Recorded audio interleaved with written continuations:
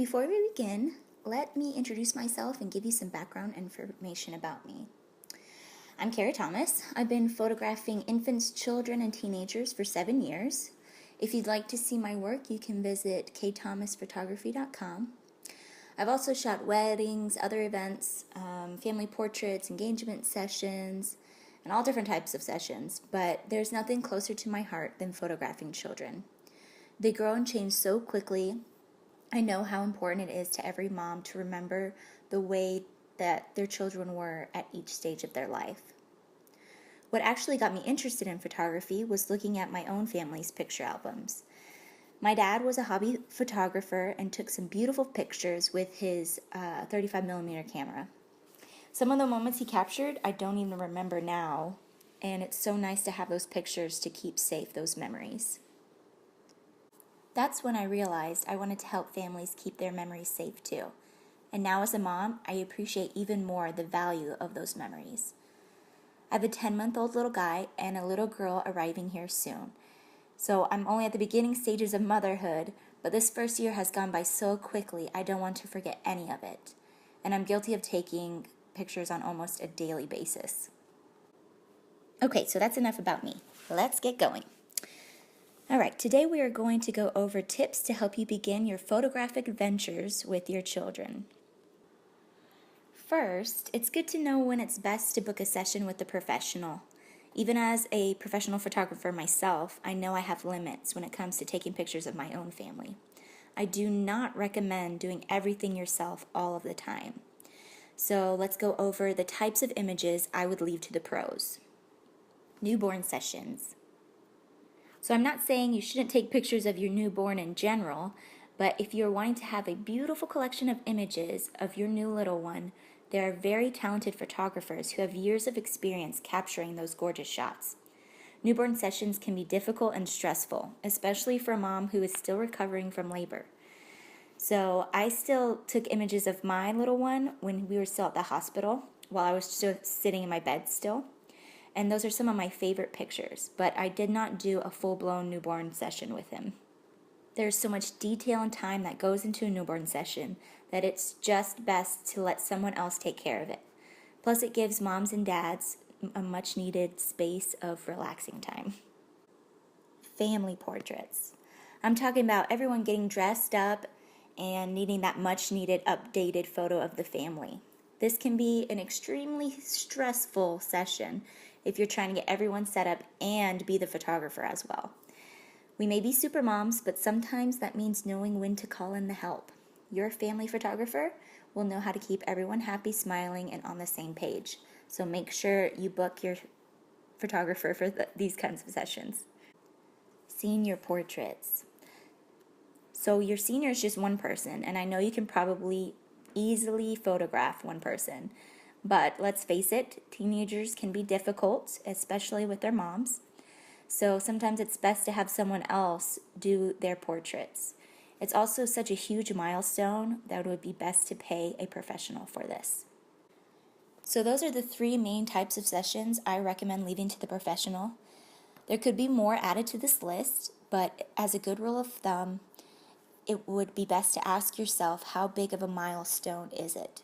If it's such a special moment that you don't want any mess-ups, you want flawless images, then definitely book with your family's photographer.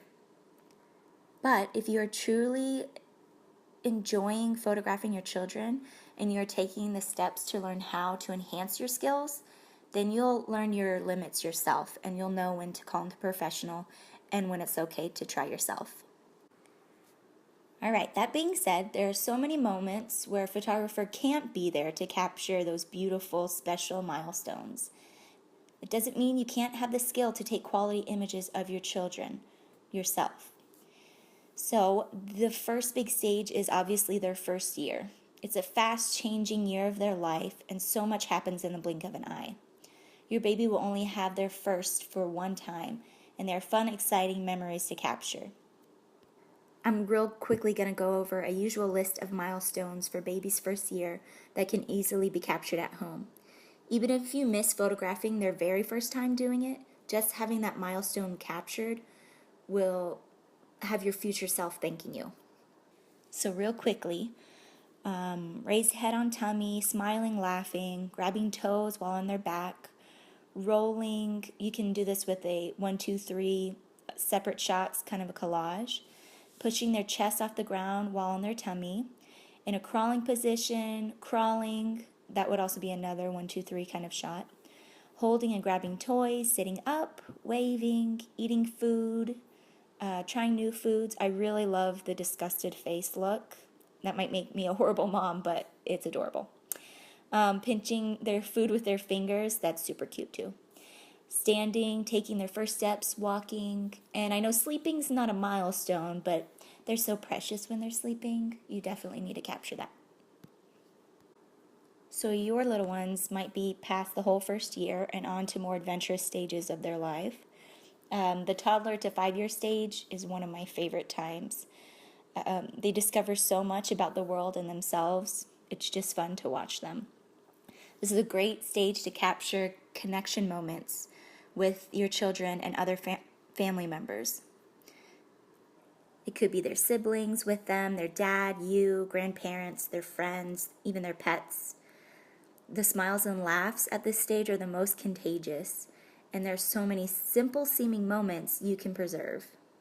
Capture moments where they're helping you in the kitchen, making Valentine's Day cards, and even just playing in their room by themselves. These are all adorable moments you will find yourself treasuring later on. If there is one kind of photograph I do not like, it would be your standard yearly school picture.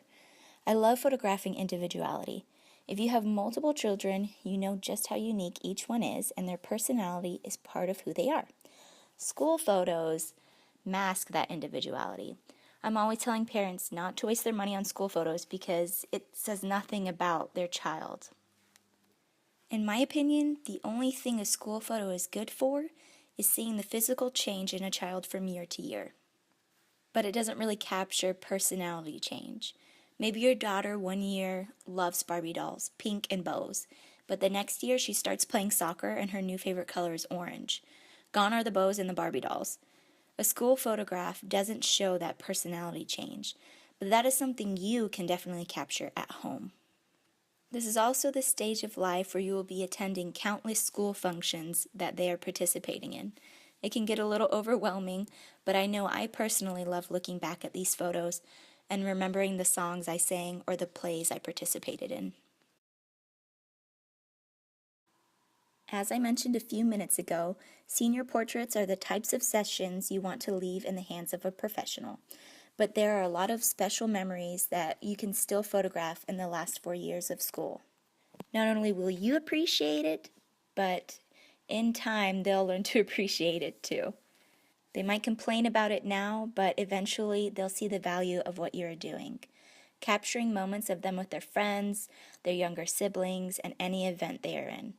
These are the years where they're becoming more solid in their identity, and whatever talents and skills they possess really shine through during these last 4 years, so make sure you capture it.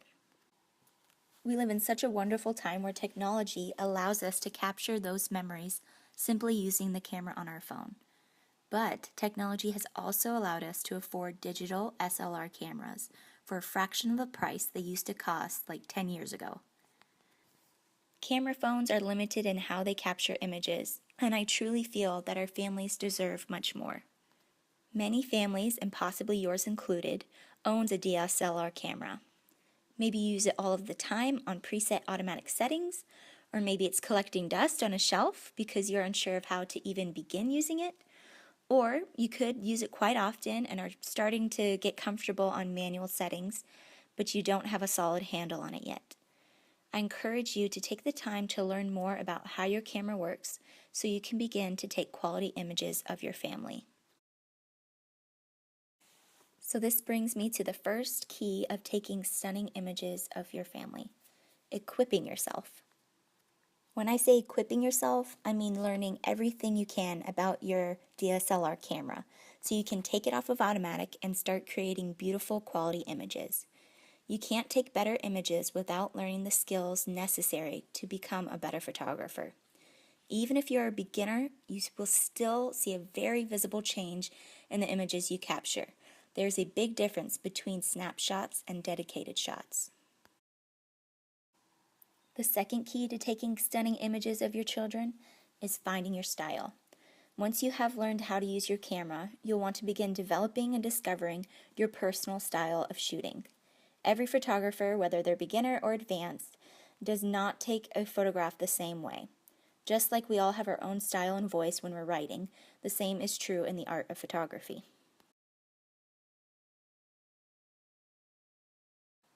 The final key is taking action. So this is not just applying what you learn, but also knowing how to be organized about photo ideas and sessions with your children. When to read the mood of your children and know when it's a good or bad day to be taking photographs. Okay, so let's go over some tips and tricks for taking pictures of your children in an outdoor setting. Let me just mention here that even if you don't have a DSLR camera yet, you can still use these tips with your point and shoot camera, but you will be very limited to what you are in control of, which essentially limits the quality of your image. I recommend eventually investing in a DSLR camera. Even the simplest beginner models are better than a point and shoot. So no matter what type of camera you use, I suggest something that has a zoom-capable lens. With little ones running around, it's nice to have the option to zoom out while capturing them running across a field, or to zoom in a special moment when you don't want to approach and distract them, but you still want to capture what they're doing. So on your outing, you want to bring these essentials: an umbrella, extra battery for your camera just in case, a reflector. I know most of you don't have a reflector, but I'll show you how to make a simple reflector that can help you control and direct light. An external flash, or the flash on your camera works if you don't have one, and any other lenses if you have the time and if you have any. Before you even venture out, it's a good idea to know what kind of natural light you will be dealing with that day. Overcast or partly cloudy days are really the better days over super sunny days. Also, the time of day will leave you with different lighting as well. If you can't avoid a bright sunny day, try going out in the early morning or evening when the sun is low and isn't as impactful as at high noon. So when possible, shoot when your lighting is nice and even and doesn't leave harsh shadows. It'll make it much easier and a more fun experience. While bright days might seem like the best option, they aren't. They leave harsh, uneven lighting on the faces of your subject, and it can create finding the right exposure rather difficult if the area you are shooting in has a mix of hard light and shaded areas. Your camera can't compensate for both the bright light and the dark shadows, but they can easily be tricked around this if you find yourself in this situation. Always choose this shaded area if possible. So you want to kind of trick your camera into thinking the shaded area is how it is everywhere. Frame your camera to only capture the shaded area so it doesn't get confused with two different strengths of light being visible. If you can't find shade on a super bright day, use the umbrella that I suggested you bring. It's not going to be easy trying to take a picture and hold an umbrella, but if you have no other option, it's a tool you can use.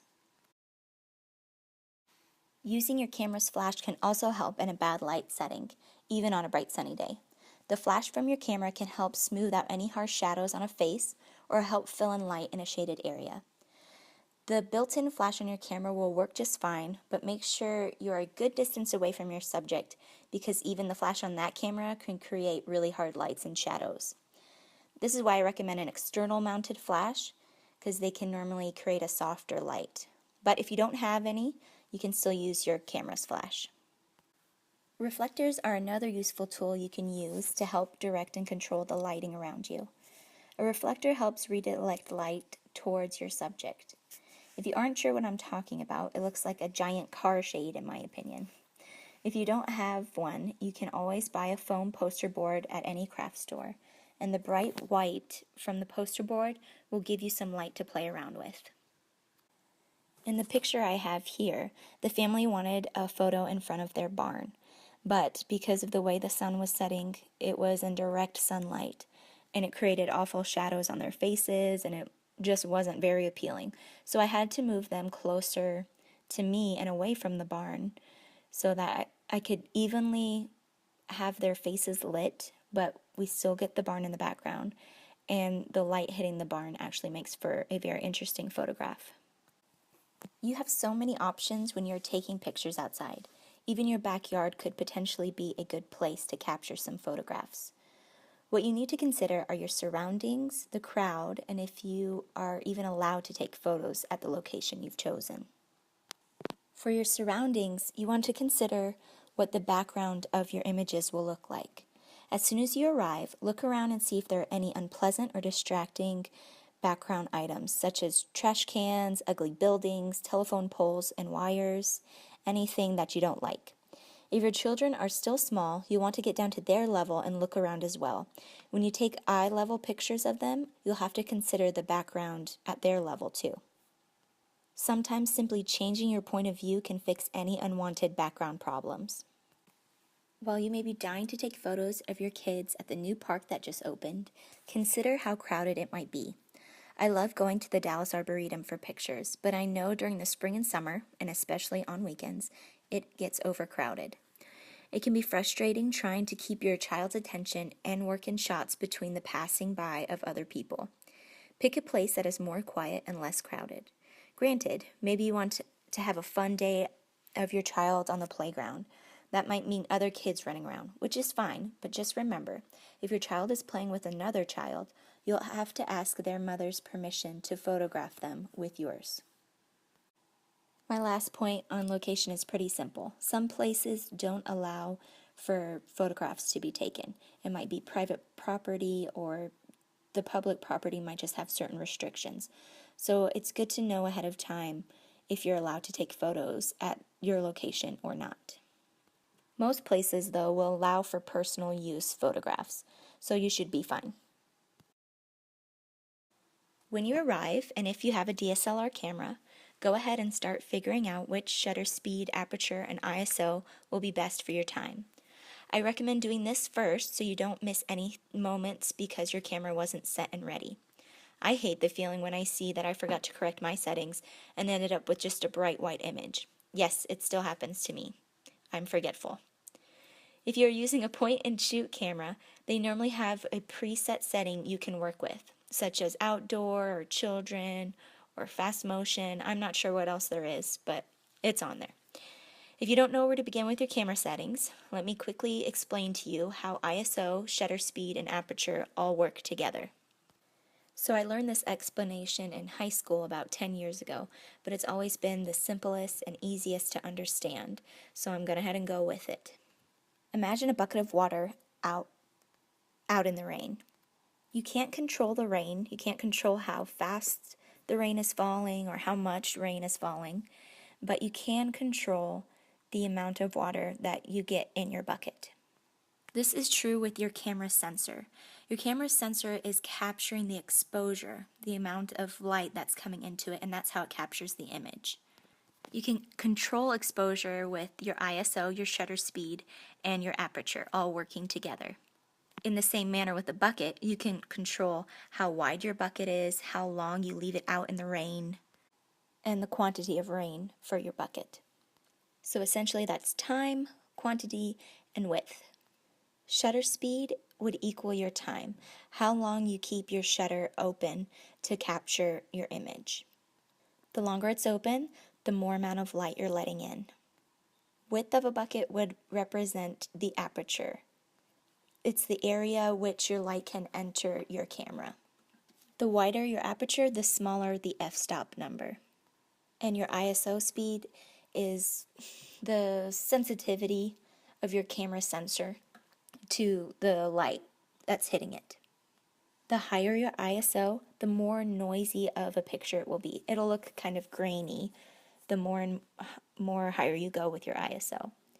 So for outdoors, you probably want to keep your ISO at the lowest number possible because you're outside and there's so much light normally. You don't really need a high ISO. So maybe like 100 or 200 to start with. Sometimes I like to shoot at 400.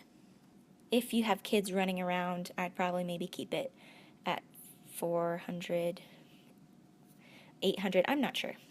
play around with it a little bit and you'll figure out what works best. You would only need ISO to be a much higher number if it was a low lighting setting.